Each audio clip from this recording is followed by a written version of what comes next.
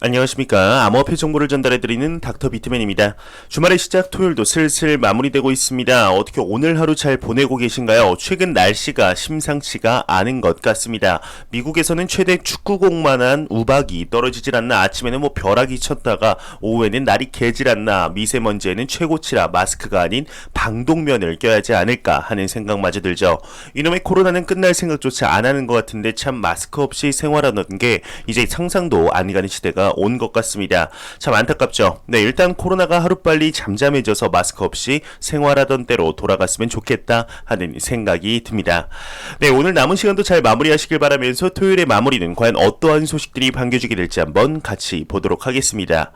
최근 날씨의 변동성뿐 아니라 암호화폐 시장의 변동성 또한 높아짐에 따라서 투자자분들의 심리 또한 왔다 갔다 하는 것 같습니다. 이러한 상황 속 그리 좋지 못한 소식이 나왔는데요.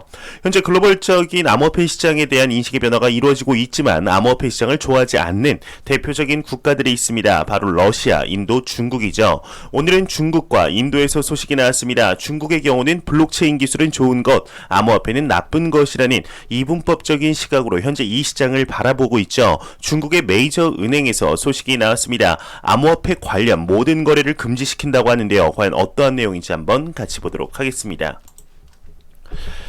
중국의 중신은행은 계좌를 통한 암호화폐 관련 모든 거래를 금지하겠다, 계좌를 동결시키겠다 이야기를 했다고 합니다. 중국의 주요 은행 중 한 곳인 중신은행의 경우는 성명을 통해 향후 기관 또는 개인 누구든 중신은행 계좌를 통해서 비트코인 또는 라이트코인 등 암호화폐를 입출금, 현금화, 판매, 거래 등에 사용하는 것을 일체 금지한다 밝혔다고 합니다. 또한 중신은행 계좌 이체를 통해 암호화폐 관련 거래에 사용되는 자금을 이동하는 것도 금지한다고 하는데, 이와 관련된 거래가 발생하는 경우에는 이제 계좌를 동결한다고 하네요. 아시겠지만 중국의 경우는 전부터 암호화폐 거래를 금지하던 중이었는데요. 그럼에도 중국의 고위층과 고액 자산가들 사이에서 암호화폐 관련 펀드들이 만들어지고 투자가 되고 있다는 소식들이 공개적으로 이제 몇몇 개 나온 것이 있었습니다. 이러한 것을 볼 때 어느 정도 부유층에서는 이제 묵인을 했던 것 같은데, 하지만 이번에 다시 한번 공개적으로 언급한 것을 볼 때 이러한 것들조차 이제는 허용하지 않겠다라는 의지를 피력하는 것이 아닐까 싶습니다. 중국의 이러한 금지 기조가 완화되는 날을 한번 기대해 보도록 하겠습니다. 현재 중국의 소식에 이어서 인도의 소식이 한 가지 더 나왔습니다. 인도의 경우는 얼마 전 암호화폐를 통한 이제 모든 결제를 금지한다는 소식이 나왔었죠. 이 말은 암호화폐의 매수 매도는 가능하지만 암호화폐를 통하여 어떠한 물건의 구매는 금지한다, 암호화폐를 화폐로서 사용하는 것은 금지한다는 말이었는데요. 과연 어떠한 바람이 든 것일까요? 조금은 완화되는 듯한 발언을 했다고 합니다. 이 규제를 조금 보류한다고 하는데 같이 한번 내용 보도록 하겠습니다.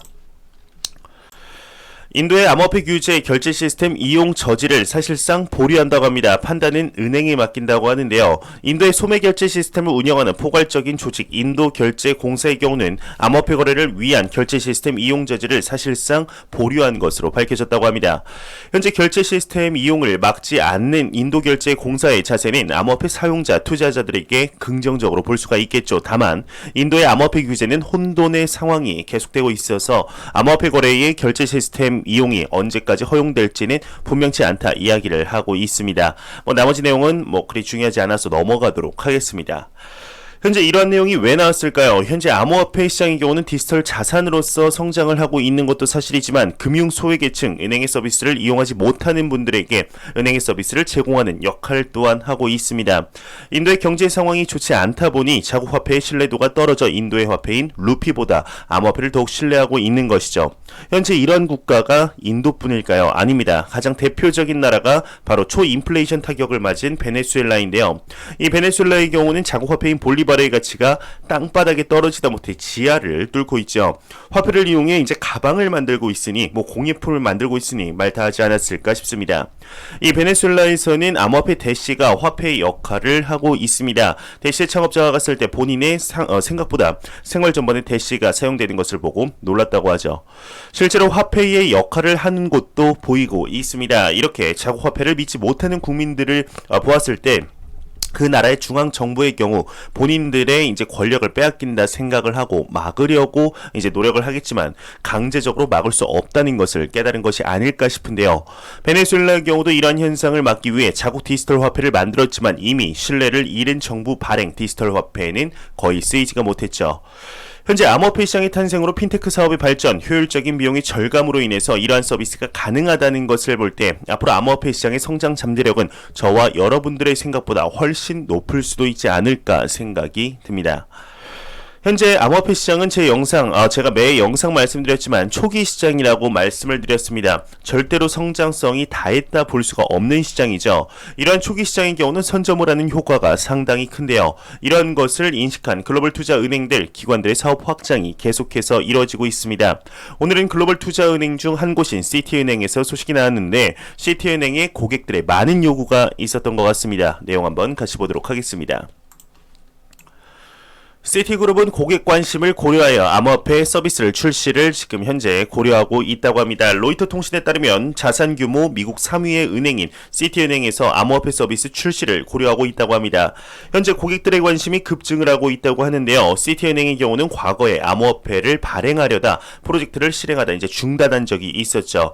그만큼 예전부터 암호화폐 시장에 대해 관심을 가지고 있었던 기업인데 시티은행의 글로벌 외환 책임자의 경우는 은행이 고객에게 암호화폐 관련 서비스 제공 여부는 아직 결정하지 않았지만 거래, 커스터디, 자금 조달 등이 모두 검토되고 있다고 보도를 했다고 합니다.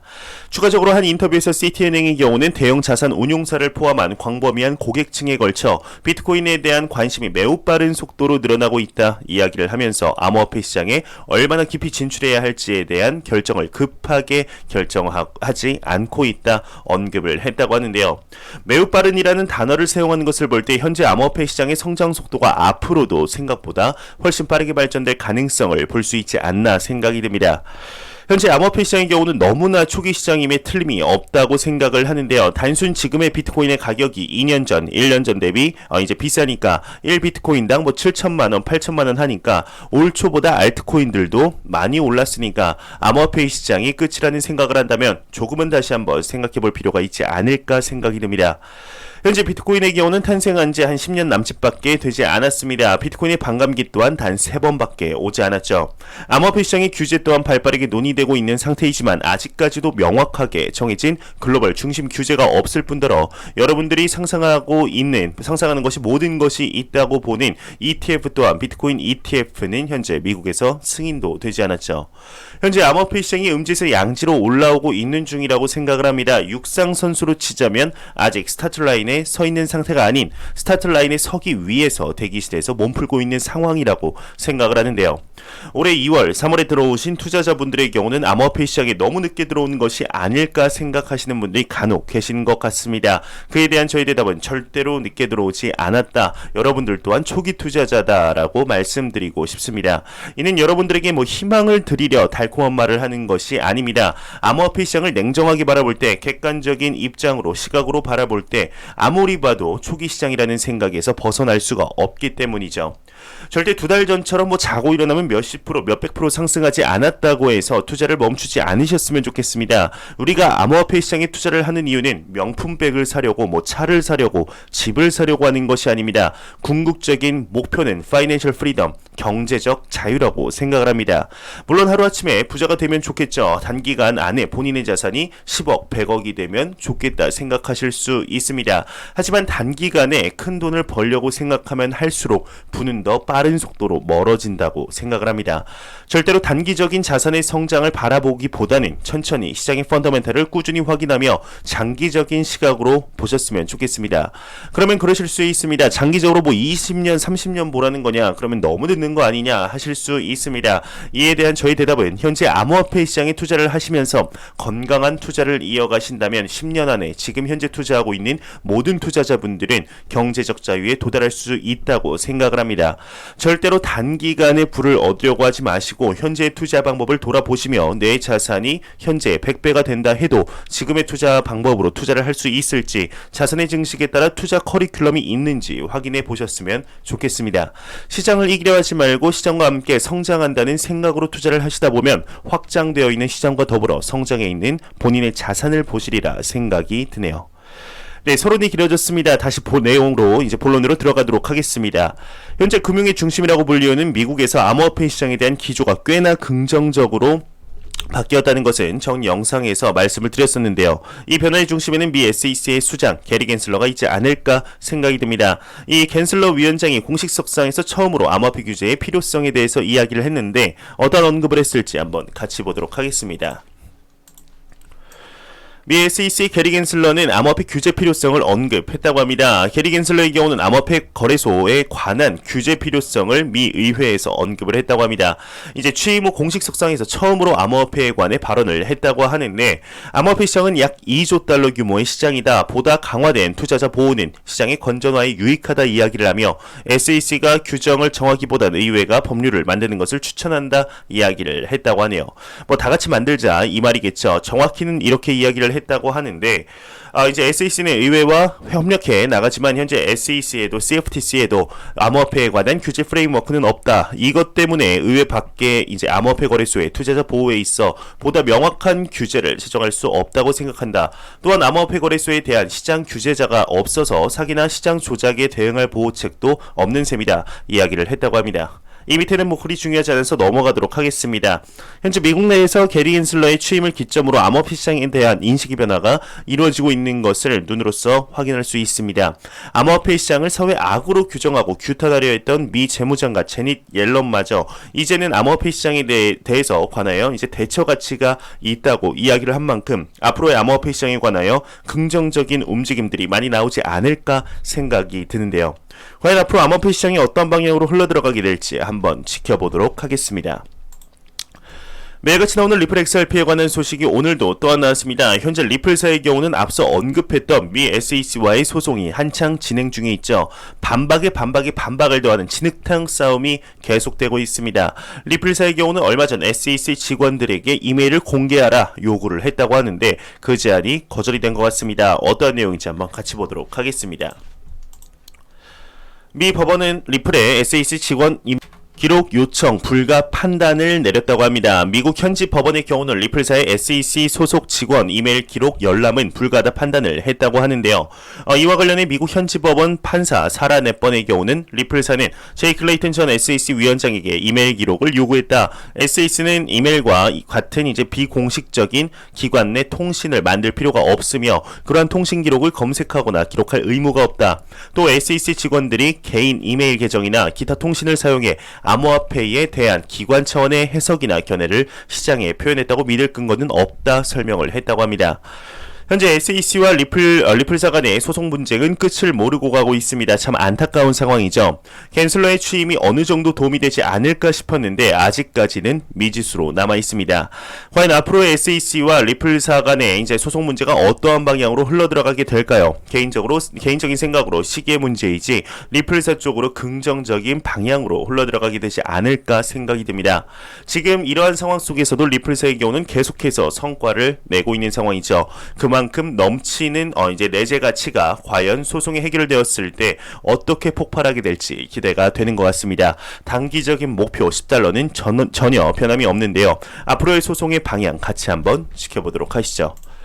네, 안 보고 가면 섭섭하겠죠. 마지막 크립토 공포 탐욕 지수입니다. 이제 전날보다 1포인트 내린 64포인트를 기록을 했는데 투자 심리가 소폭 위축됐지만 탐욕 단계는 지속이 되고 있습니다. 이 지수는 0이면 공포, 100이면 낙관을 의미하죠. 제가 이제 매 영상 말씀드리지만 절대로 이 변동성과 리스크를 이렇게 혼동하지 않으셨으면 좋겠습니다. 가격의 단순, 이제 단기적인 가격의 오름과 내림을 단순한 변동성이라고 하죠. 이 변동성은 그 누구도 맞출 수가 없습니다.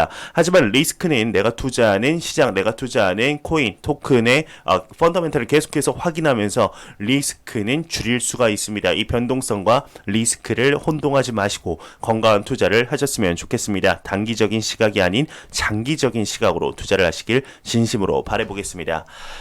네, 마지막으로 코인 마켓캡에서 가격 보고 마무리하도록 하겠습니다. 네, 지금 시가총액 1위의 비트코인의 경우는 1.34% 상승하였습니다. 지금 6,390만원대, 이더리움이 0.18% 상승한 3,910원대, 지금 3위 바이낸스가 0.76% 하락한 69만 4천원대, 도지코인이 또 전날 대비 20% 상승을 했습니다. 757원대, XRP가 1.38% 하락을 했네요. 1749원대. 네, 비트코인의 도미넌스는 계속해서 이제 내려가고 있습니다. 45%. 하지만 그래도 암호화폐 시장이 매우 강력한 비트코인의 시가총액 점유율을 볼 수가 있는 것 같습니다. 제가 준비한 소식은 여기까지입니다. 영상이 도움이 되셨다면 구독과 좋아요 그리고 광고 한 편만 처음부터 끝까지 시청해 주시기 바랍니다. 이 채널은 오직 광고 수익으로 운영이 되게 됩니다. 항상 영상 시청해 주시는 시청자분들, 구독자분들 너무나 감사합니다. 저는 다음 영상으로 찾아뵙도록 하겠습니다. 지금까지 닥터 비트맨이었습니다. 감사합니다.